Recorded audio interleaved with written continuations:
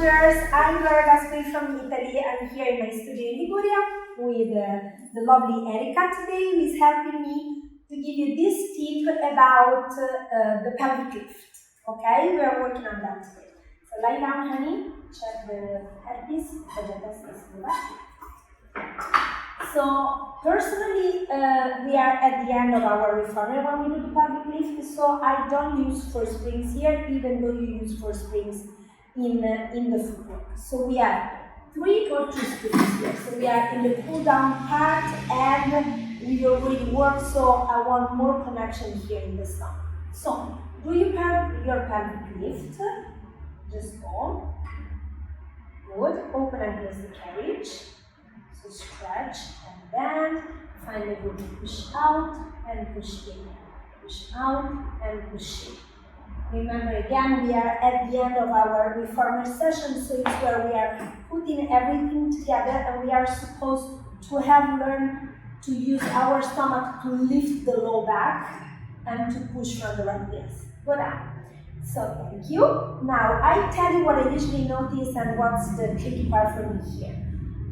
This is called pelvic lift. So we are not supposed for me to do a pelvic tilt. So this is too much in the pelvis for me, and this goes to create tension in the lower body, and most of all risk to grab and close the iliopsoas.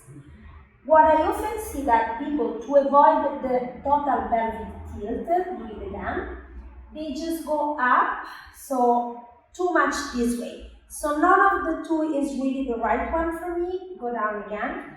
And the big point is to understand how to lift, where to lift from. The secret for me is to understand how to push your feet into the footbar to lift from the right place. That's it. So as you can see, the rib cage is on the floor, it is on the mat, and she's really doing this movement of lifting. So there's the mobility of the middle back, and the lift of the pelvis happen because she's creating the right relationship between her feet and the middle back. And now open and close. Okay. And stretch and bend. Stretch. In this way, she's going to have the activation. Can you feel it, Erika? The activation of all this part of the legs. That it's very, very important to support our body, okay? If we just stay in the pelvis, we don't have this pushing and then go down. This also connects very simply to the footwork. At the beginning with the footwork, that should have the same idea. So we start our reformer with a connection here, that's perfect. We do the entire reformer. At the end, we do running and we do pelvic lift with exactly the same idea.